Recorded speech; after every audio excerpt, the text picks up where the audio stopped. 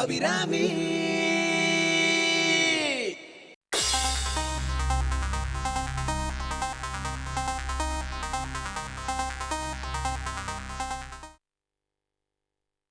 நடந்த என்னன்னு நோக்கு தெரியுமா? நீ லெட்டர் எழுதி வச்சு ஓடி போயிட்டுன்னு தெரிஞ்சதுக்கு அப்புறம் உங்க அப்பா நேரம் என் ஆத்துக்கு வந்து விஜய் எழுத்துன்னு போயிட்டாரு. நீ கிடைச்சாத அவளை விடுவேன், இல்லைன்னா சீரழிச்சிருவேன்னு மிரட்டினாரு. அந்த பொண்ணு பாவம் ஊர்ல இருந்து எங்களையே நம்பி வந்திருக்கா. அவளை காப்பாத்தணும்னு ஒரே காரணத்துக்காக தான் நான் உன்னை அவர்கிட்ட ஒப்படைச்சேன்.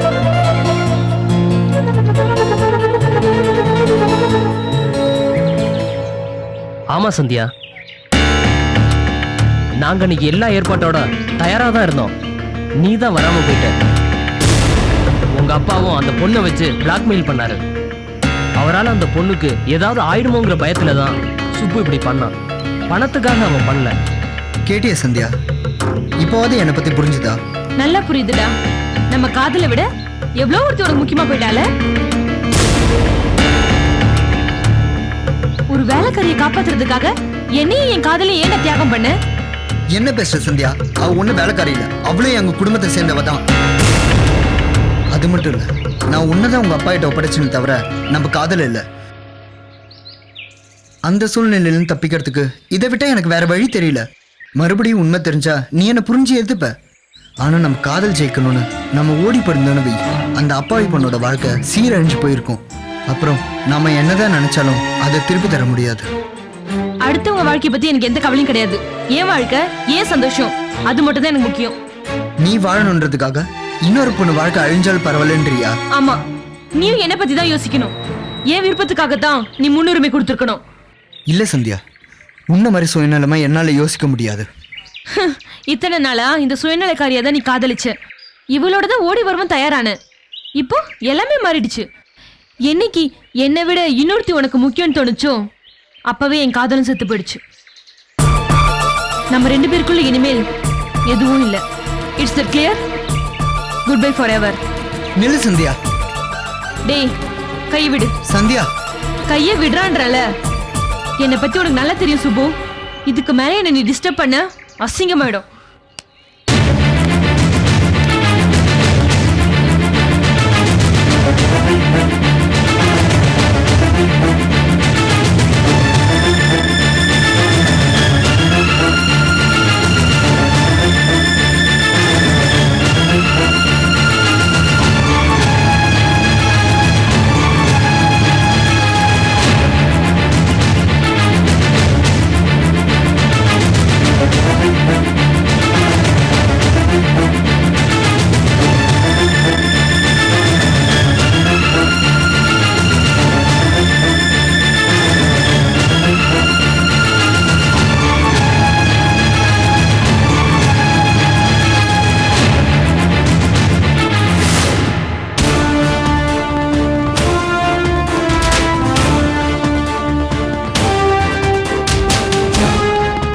மணி, ஹாஸ்பிட்டல்ல தான் இருக்கியா?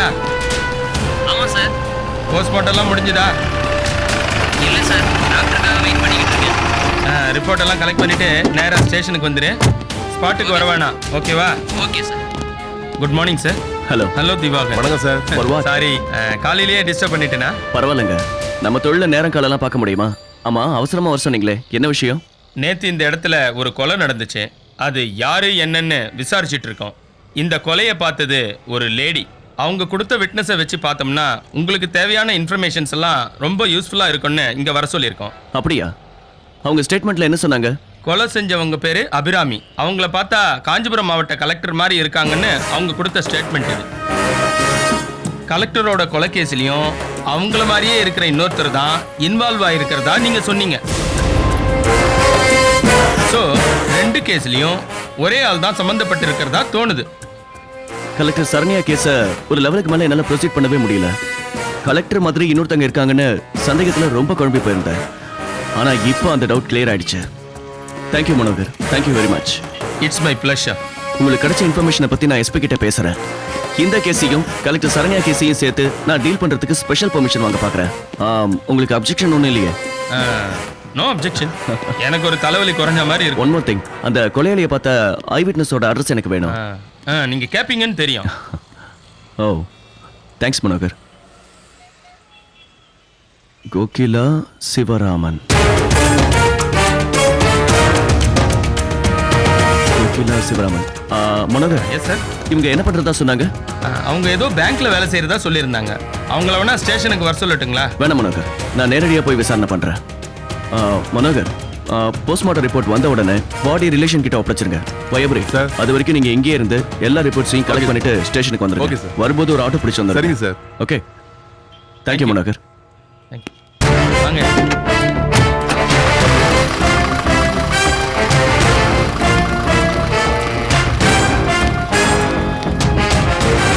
நீங்க சொல்றது எதையுமே என்னால நம்ப முடியலக்கா. அபிராமி அக்காவை பத்தி உங்களுக்கு நன்னா தெரியும். நீங்களே அவங்க மேல அபாண்டமா பழி போடலாமா? அது நிச்சயமா அபிராமி அக்காவா இருக்காது. அப்ப என் கண்ணு என்ன போய் சொல்றதா? என் கண்ணு முன்னாடி அந்த கொலகாரியை பார்த்து நடுங்கி போய் உட்கார்ந்துட்டு இருக்கேன். நான் சொல்றதை நம்பலன்னா அப்புறம் நான் என்ன பண்றது? அக்கா, தயவு செஞ்சு அக்காவை கொலைகாரின்னு சொல்லாதே. என்னால அது ஏத்துக்கவே முடியல. உன்னால ஏத்துக்க முடியலனாலும் அதுதாண்டி உண்மை.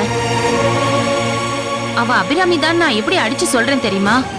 ஃப்ரெண்டுன்னு கூட பார்க்காம என் நெத்தியில துப்பாக்கியை வச்சுட்டா. பயத்துல நானும் பேசாம விட்டுருந்தா நானும் இப்ப பணமா தான் ஆயிருப்பேன். அப்புறம் அபிராமி என்னை கொன்னுடாதன்னு அவ காலில் விழுந்து கெஞ்சினேன். அமைதியா போயிட்டா. அதுக்கு என்னடி அர்த்தம்? இல்லக்கா, நீங்க பார்த்தது நிச்சயமா அபிராமி அக்காவா இருக்காது. ஒரு சின்ன ஈ எறும்புக்கு கூட அக்காவால துன்புறுத்த முடியாது. பூ மாதிரி மென்மையான மனசு. அவங்க யாரையோ கொன்னுட்டாங்கன்னு சொல்றது சூரிய மேற்குல உதிக்கிறதுக்கு சமம். அப்படி நடக்கிறதுக்கு சாத்தியமே இல்லக்கா.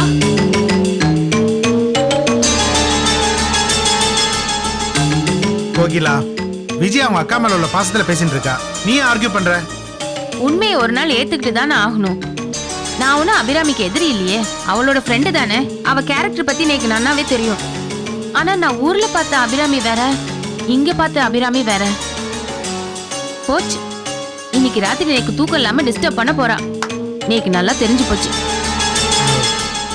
விஜய், கோகிலா பேசுறது நீ தப்பா எடுத்துக்காத. ஊர்ல இருந்த வரைக்கும் அபிராமி சாஃப்டா இருந்திருக்கலாம். ஆனா சந்தர்ப்பம் சூழ்நிலையும் யார வேணாலும் எப்படி வேணாலும் மாத்திருமா. உன் தோப்பனார் அவளுக்கு ஆதரவு தராம போனது, உன் அத்தியம் பேரும் அவர் குடும்பமும் கைவிட்டது, ஒரு குழந்தையை காப்பாற்ற வேண்டிய நிர்பந்தம், இது எல்லாமே சேர்ந்துதான் அவளை இப்படி மாத்திருக்குமோன்னு எனக்கு தோன்றது. நீர்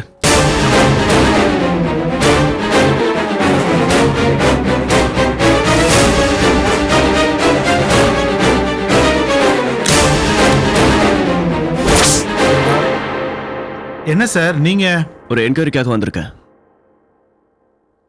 வாங்க.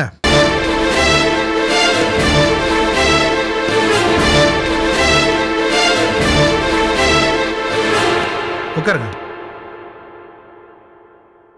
சொல்லுங்க இன்ஸ்பெக்டர்.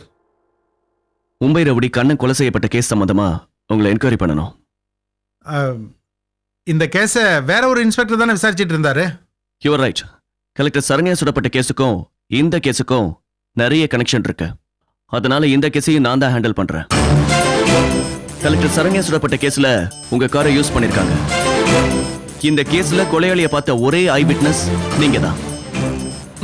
அது சரி, இந்த கேஸ் ஹேண்டில் பண்ண இன்ஸ்பெக்டர் நீங்க ஸ்டேட்மெண்ட் கொடுத்தீங்கல்ல, அந்த ஸ்டேட்மெண்ட்ல நீங்க என்னென்ன சொன்னீங்களோ அப்படியே என்கிட்ட சொல்லுங்க.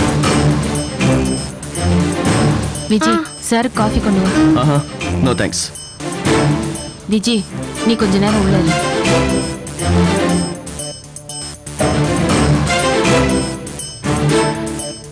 சார், அந்த ரவுடியை கொலை பண்ணவ பேரு அபிராமி. போலீஸ் கிட்ட சொன்னா என்னை கொன்னுடுவேன்னு மிரட்டிட்டு தான் போனா. இருந்தாலும் நான் எல்லா உண்மையும் சொல்லிடுறேன். ஒரு காலத்துல அவ என் ஃப்ரெண்டா தான் இருந்தா. திடீர்னு எப்படி தீவிரவாதியா மாறினான்னு எனக்கு தெரியல. ஸ்டேட்மெண்ட்ல இது மட்டும் தான் சொன்னீங்களா? அவ பாக்குறதுக்கு கலெக்டர் சரண்யா மாதிரியே இருப்பா sir. There you are. Collector Saranya சுடப்பட்ட கேஸ்லயும் அவங்கள மாதிரி இருந்த ஒருத்தர் தான் அதை அட்டம் பண்ணாங்கன்னு நீங்க சொன்னீங்க. இப்ப நீங்க சொல்ற இன்ஃபர்மேஷனை வச்சு பார்க்கும்போது நீங்க சொல்ற அந்த அபிராமி தான் 2 கேஸ்லயும் சம்பந்தப்பட்டிருக்காங்கன்னு கிளியரா புரியுது. இல்ல சார், அபிராமி அக்கா ரொம்ப நல்லவங்க. யாருக்குமே கெடுதல் நினைக்க மாட்டாங்க. கண்டிப்பா அவங்க இந்த காரியத்தை செஞ்சிருக்க மாட்டாங்க. கோகிலா அக்கா யாரையோ பார்த்துட்டு வந்து தப்பா சொல்றாங்க. நீங்க இவங்க சொல்றத நம்பாதீங்க சார். விஜி உள்ள போ. இல்லக்கா, உள்ள போன்னு சொல்றேன்ல. ஒரு நிமிஷம். இந்த பொண்ணு யாரு? இவ பேரு விஜய். இவோ அபிராமியோட தங்கச்சி. இப்ப புரியுது. இந்த பொண்ணு ஷாப்பிங் போன கார் தானே காணாம போச்சு. ம். ஆமா சார், அபிராம் பத்தி இன்னைக்கு எதுவும் தெரியாது. கோகிலோட ஃப்ரெண்டுங்கிறது மட்டும்தான் இன்னைக்கு தெரியும். நீங்க வேணா அவங்கள கேட்டு பாருங்களேன். சோ கலெக்டர் சரண்யாவை சொல்றதுக்கு உங்க அக்காவுக்கு கார் கொடுத்து ஹெல்ப் பண்ணது நீதான் இல்லையா? அச்சச்சோ, கார் எப்படி தொலைஞ்சதுன்னு எனக்கு தெரியாது சார். நான் சென்னைக்கு வந்ததுல இருந்து அபிராமி அக்காவை பார்க்கவே இல்ல. அக்கா சொல்லுங்கக்கா. ஆமா சார், அபிராமி சென்னைக்கு வந்ததுல இருந்து நானும் பார்க்கல, இவளும் பார்க்கல. இன்னைக்கு தான் நான் அவளை பார்த்தேன். கார் திருட்டு போனதுக்கும் இவளுக்கும் எந்த சம்பந்தமும் இல்ல. இவளை சந்தேகப்படாதீங்க. ம். எல்லாரையும் சந்தேகப்படணும், எல்லா ஆங்கிள்லயும் விசாரணை பண்ணணும். அதான் போலீஸ்காரனோட வேலை. இந்த பொண்ணுகிட்ட இருந்தா கார் காணாம போயிருக்கு. நீங்க சொன்ன அந்த அபிராமி தான் குற்றங்களை செஞ்சிருக்காங்கன்னு முதல்கட்ட விசாரணையில இப்ப தெரிய வருது.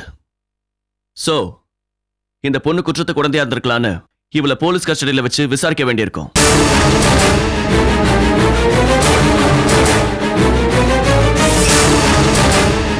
சார், விஜிக்கு ஒன்றும் தெரியாது சார். அவ குழந்தை மாதிரி. போலீஸ் கஸ்டடியெலாம் அவளுக்கு வேண்டாம் சார். விசாரணைன்னு வந்துடுச்சுன்னா எல்லாருமே எனக்கு ஒண்ணுதாங்க. பை தி வே, அபிராமியை பத்தி எனக்கு இன்னும் நிறைய இன்ஃபர்மேஷன் வேணும். அவங்க யாரு, அவங்க ஃபேமிலி பேக்ரவுண்ட் என்ன, எதுக்காக சென்னைக்கு வந்தாங்க, எல்லாமே டீட்டெயிலா எனக்கு தெரியணும். ப்ளீஸ் சொல்லுங்க.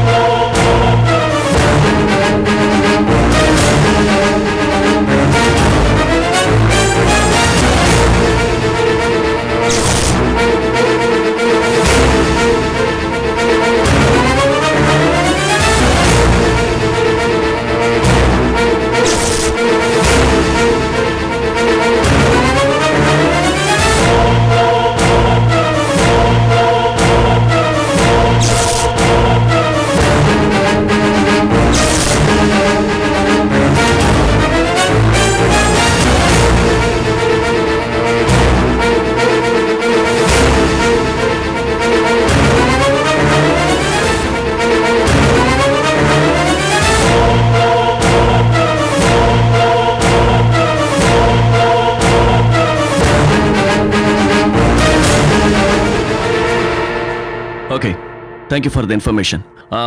சென்னையில் அபிராமி எங்கே தங்கியிருக்காங்கன்னு உங்களுக்கு தெரியுமா? தெரியாது சார். அவங்க இருந்த ஊர்ல போய் விசாரிச்சா தெரியுமா? அதுவும் நிச்சயமா சொல்ல முடியாது சார்.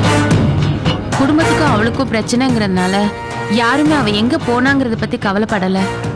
அட்ரஸ் கொடுத்துட்டு வர அளவுக்கு கூட அவளுக்கு அங்க வேற மனுஷாலும் இல்ல. ஓகே, இந்த கேஸ் சம்பந்தமா இன்னும் டீடைல்ஸ் தேவைப்பட்டா நீங்க ஸ்டேஷனுக்கு வர வேண்டியிருக்கும். ப்ளீஸ் கோஆபரேட்டர்ஸ். அபிராமின் மென்ஷன் பண்ணீங்கல்ல, அவங்க போட்டோ ஏதாவது உங்ககிட்ட இருக்கா? விஜி, உன்கிட்ட இருக்கா? ஊர்ல இருந்து வரச்சே கையில இருந்தது. இங்க வந்ததும் அதை எங்கேயோ தவற விட்டுட்டேன்க்கா. தவற விட்டுட்டேன்னு போய் சொல்றியா? இல்ல, உண்மையை தான் சொல்றேன். ஓகே, வீட்டில் தேடி பாரு. கிடைச்சதுன்னா என்ன காண்டாக்ட் பண்ணுங்க. Okay? Okay sir. All right. நீங்க சொன்னதெல்லாம் உண்மைன்னு நம்புறேன். ஏதாவது போய் சொல்லியிருந்தீங்கன்னா அதுக்கப்புறம் ப்ராப்ளம் உங்களுக்கு தான். வரேன்.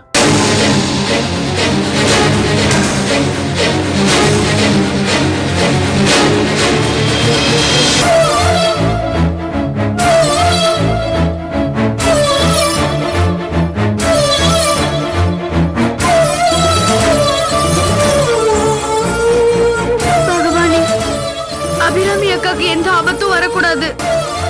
நீதான் அவ கூட இருந்து காப்பாத்தணும்.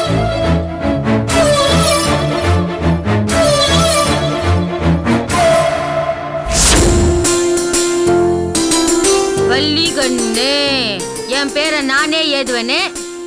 என் பேர் கூட தான் நான் எழுதுவேன். பச்சவங்க எழுதுறதுக்கும் படிக்காதவங்க எழுதுறதுக்கும் வித்தியாசம் இருக்குல்ல. அம்பிகா, ஏன் பிளேட வச்சு சீவின்னு இருக்க? உன்னோட ஷார்ப்னர் என்னாச்சு? தொலைஞ்சு போச்சு நீ. உள்ள உன் பேக்ல தேடி பாரு. பிளேட்ல சீவினா கையை அறுத்துப்பேன். மா, ரெடியா? வந்துக்கினேம்மா. வாங்கோ. பாத்துக்கோ, நான் கரெக்டா எழுதிக்கிறேன் பாரு. நான் தான் கரெக்டா எழுதிக்கிறேன். நான் சொல்றேன், கோச்சிக்காத. சும்மா படுக்க வச்சு போட்டோ எடுத்து அனுப்பிடுவாங்க. அதுக்கு போய் 5000 ரூபாயா? என் மனசே கேட்கலமா. ஓனா இத்த பேசாம விட்டுறலாம். மா, இங்க பாருங்க. அவ உங்களை என்ன செய்ய போறான்னு நேக்கும் தெரியாது, உங்களுக்கும் தெரியாது. டாக்டர் உங்க நல்லதுக்காக தானே ஸ்கேன் எடுக்க சொல்லிருக்கார். அவர் சொல்றது கேட்டாதானே நமக்கும் நல்லது. ஏக்கா, ஆட்டோ ரெடி ஆகுது, கிளம்பலாமாக்கா? ஆமா, டாக்டர் சொன்னதெல்லாம் எல்லாத்தையும் எடுத்துக்கிட்டியா? எடுத்துக்கலாம்க்கா. இங்க இருந்து எவ்வளவு தூரம் போகணும்? ராயப்பேட்டை தானக்கா, பக்கத்துல தான்க்கா, டக்குன்னு போயிடலாம் வாக்கா. ஆ சரி. வள்ளி, நீயும் எங்களோட வரியா இல்ல அம்பிகா ஆத்துல இருந்தே பாத்துக்கிறியா? இல்ல நான் வரல, நீங்க போயிட்டு வாங்க. அண்ணி அண்ணி நான் வரேன் அண்ணி. நீ எதுக்கு அம்பிகா ஆஸ்பத்திரிக்கு எல்லாம் வரணும்?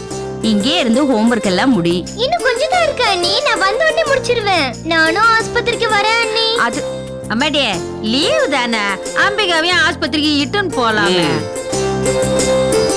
சரி, எல்லாத்தையும் சீக்கிரமா எடுத்து வச்சுட்டு வா. வாங்கம்மா போலாம். வள்ளி போயிட்டு வா. அக்கா இது கொஞ்சம் எடுத்து வச்சிருங்க. எடுத்து வைக்கணுமா? என்னமோ இவன் வீட்டு வேலைக்காரி மாதிரி சொல்லிட்டு போறா.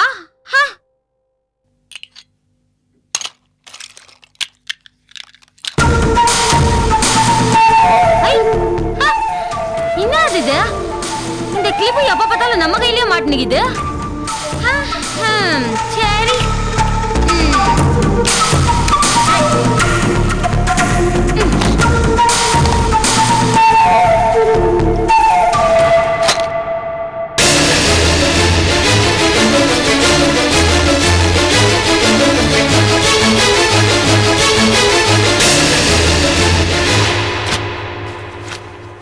டேய், நீ சொன்ன அந்த ஸ்கேன் சென்டர் ஆள் ஒழுங்கா பண்ணுவான்ல, சொதப்பிட மாட்டானே.